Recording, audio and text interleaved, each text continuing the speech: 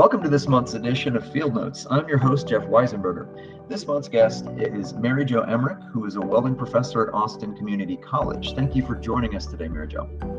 You're welcome. So let's start from the beginning, as I always do. Tell me a little bit about where you're from and where you grew up. I was actually born outside of Chicago in Elmhurst and moved to Stamford, Connecticut when I was young.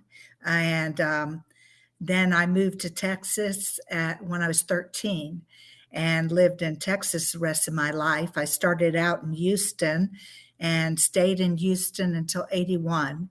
And in 81, I moved to Austin. And then 8 years ago, I moved outside of Austin and I live in Georgetown now. Tell me a little bit about how you got into the welding profession. I mean, I know you teach it now. I understand that you were a welder for a while before that, though. I still kind of like to keep that title as welder, Okay. but the longer I've been retired, the harder it is to kind of grasp onto that terminology. But I went to school for art at University of Houston, and I took an art metal class and learned stick welding and really fell in love with metal.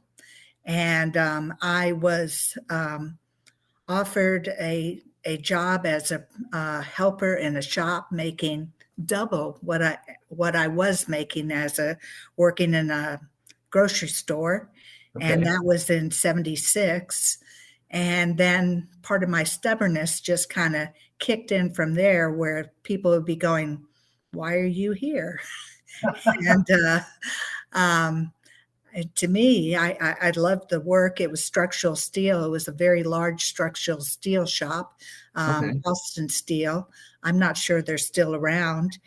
And worked there for a number of years. And then when there was a layoff in structural steel, I believe it was early 80s, I went into pipe shops and started really learning specialty welding, chamber welding. And I really was fond of that. I started welding tantalum and titanium, but mainly tantalum and niobium. And like most welders, whoever would pay me more, I'd hop over and work for them. I worked for a company that made the launchers and receivers for the Alaskan pipeline. Wow. And worked in Houston for about 10 years. And Houston took a pretty big crash. And at that point, we made the choice to move to Austin. And because of my experience in chamber welding and titanium, I was able to get a job with the Navy Research Lab at University of Texas, Applied Research Lab, which I worked for 30 years. And during that period of time, I started going to school. I got my associate degree in art metal. Then I got a second associate degree in blacksmithing. They talked me into coming and teaching. By then, I already got my CWI. I also have a CWE, and started teaching. And I retired from UT, and they talked me into, instead of going back to UT part-time, to come and stay with them part-time. And that's what I'm doing today, is teaching at Austin Community College and doing CWI work. Okay, very good. Wow, that's quite a history in the job. Is welding the kind of thing where right off the bat you can tell if it's for somebody or not, or if it's maybe not for them, or is it a situation where you think you can get anybody to be able to learn it? I don't believe anybody can learn it. I think really to be successful as a welder, you kind of have to have a love for the metal. Sure. And you kind of have to, it seems like with students, either they're going to love it right off the bat, mm-hmm. or they're going to hate it, and not everybody's going to end up a welder. There's lots of parts of welding that people don't Mhm. like grinding. Um, and the willingness to be in the heat. It really wasn't until I worked in Austin that I ever worked in an air conditioned shop. Wow. Um, but I used to also be a long distance cyclist, and so I like the heat. And anybody Sure. that blacksmiths better like the heat also. But I've always kind of had the fondness of metal and wanting to understand metal. And I did a lot of research on my own, because early in my career, you're told so many different things. That was the only way I could sort things out, was to read a lot. And Sure. but and it's hard to be with students that don't get it and they're flustered. And if they can't get past that, it just might not be their choice. I know I'm constantly having to tell students not to drink monster drinks, or if they're heavy caffeine drinkers, and they have a lot of shake, um, Sure. that can make it difficult. But I've had injured welders that have learned to work with their shake. So it really depends on their kind of their determination at that point. Um, Sure. No, I get that. It sounds like my golf game. I don't play golf very often, but I have a terrible, is it a slice? It's a slice, not a hook. So I have a slice. So instead of correcting the slice, I've learned how to play with it. I don't know if that's, it gets me through the day whenever I actually get out and play. But that's interesting, having people trying to kind of work around, like you said, having a shakiness or whatever. yeah, and it's a motor skill, and Sure. 80% of welding is practice. Mhm, There's a mhm. very different level of skill between a welder that's welded for 6 months compared to a welder that's welded for 5 years. Right. Because you can take that 5-year welder and put him into a blind situation and they're still going to pull it off. Where Sure. a new welder won't have that motor memory to be able to pull it off. So it's very much a motor skill. It's like anything else. People say it's like riding a bicycle. In a way, is if you're an active cyclist and you walk away from cycling, you can go back pretty easy. But if you're not and you're a beginner and you go away from it, then when you come back, it's like square one. So Yeah. it really depends on how much uh, time they have under that hood on how good they're going to be. Sure. Sure. Well, on that note, it seems like across the board, manufacturing in general, it's been difficult to get young people into those professions. And I was just curious: do you find that it's difficult these days to get people into the welding profession? And if so, how do you deal with that? Well, I think a lot of the difficulty is we went through a couple generations where we told all our kids they should go to college, and that we weren't encouraging the trades at all. That we, felt that everybody was pretty much college bound. And I think when I was in high school, we still had trade schools tied to our high schools. And then that went all away.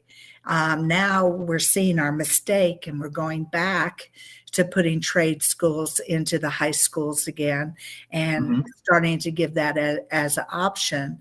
And I think if they, the hardest part is getting this group of kids to understand the work ethic part of it, and being persistent and getting past their difficulties. And that seems to be kind of the harder part of it. Sure. No, I can imagine. Well, like you said, it's not for everybody, and some people kind of get frustrated and figure out early. I suppose they figure out early on whether it's for them. I mean, I'm curious, once you have people that get through, like, say, a semester of instruction, do you think they're kind of not in for life, but do you think they're kind of over a hump at that point, or do you still find people that do it for a while and still go, you know what, maybe I should go into something else? Um, I'm going to say it's a little difficult to determine, being that Austin is a non-industrial area, where Mhm. if we're in a place like Houston, where the demand is even higher for welders, and Mhm. granted, there is a higher demand now in Austin for welders than there ever has been. Okay. And any good welder is totally overloaded at the moment. The need for welders is very great. Um, uh, so in saying that, because we're in more of a white collar area, Mhm. and possibly they're raised by white. I came from a white collar family. Nobody in my family did anything like this. But Sure. then my brother also went into the field, and but now he's in Europe. But it's a little different coming from that background, and I would say I'm even guilty. When my daughter, uh, I encouraged her to go into engineering instead of going into welding, and really kind of kept her from the welding part of the world. But her father's a machinist, and now she actually manages the machine shop. Okay. So she did get her degree in engineering, but she did go kind of into our field. And I think that we didn't push that and she's a 90s baby, Okay. and I think that parents have to change their attitude about it to really kind of see the change. Are you finding it to be difficult attracting women to the profession, especially Well, being that it's traditionally a kind of a male dominated job?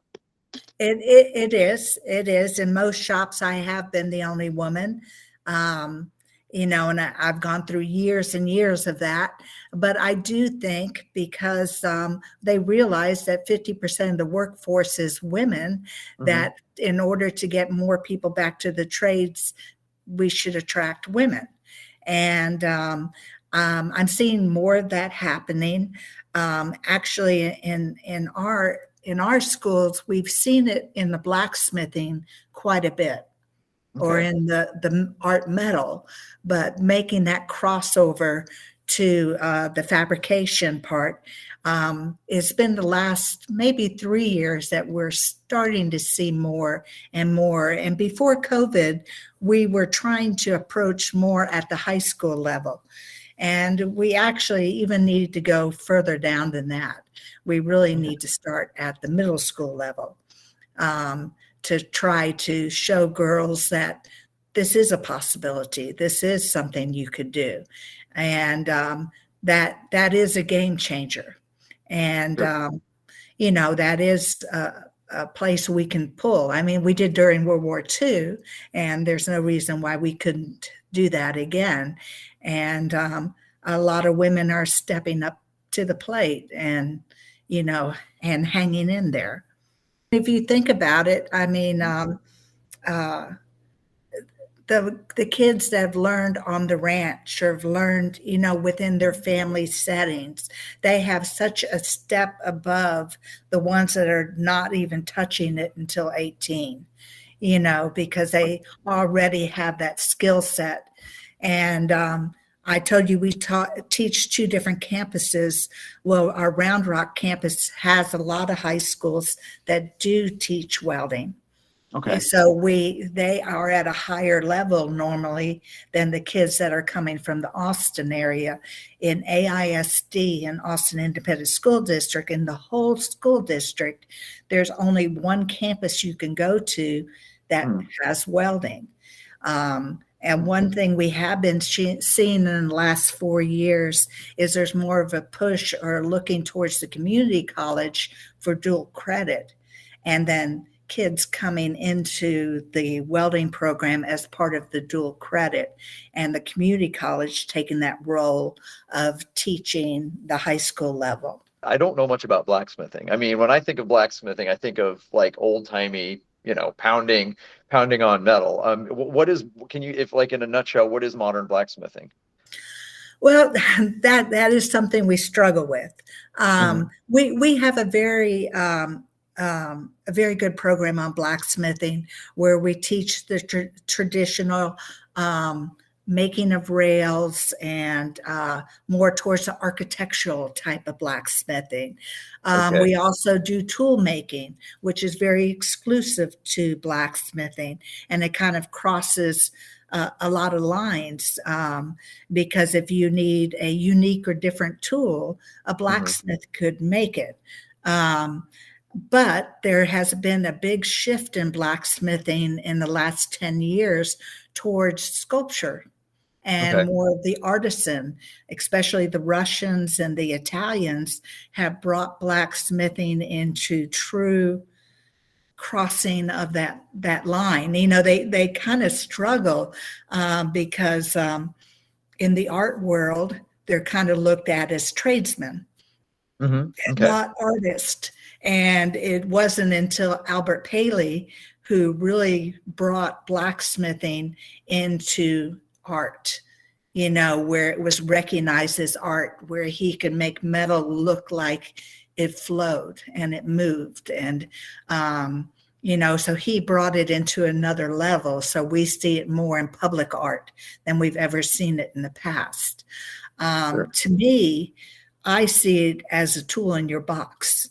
I mean, every welder sooner or later is going to have to do making bales or Hmm. making, handles or making, and that gives them a way of doing it. And I'm very pro the more tools you have, the more opportunities you have. I just want to switch gears, I guess, a little bit from your professional life, and just curious, as someone who has lived, maybe not. I know you said you don't live in Austin proper anymore, so but still in the area, and as somebody who's been in that city, it's a very unique city. People who don't know anything about Texas tend to have an opinion about Texas, whether they should or not. But I want to say that almost every person I've ever met seems to like Austin.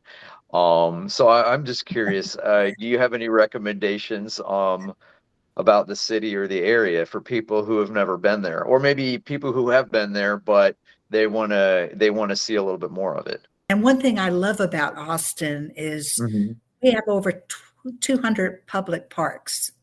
Oh, wow. So we're a very green area. And when Hmm. I moved to Austin at first, I took a big economic loss.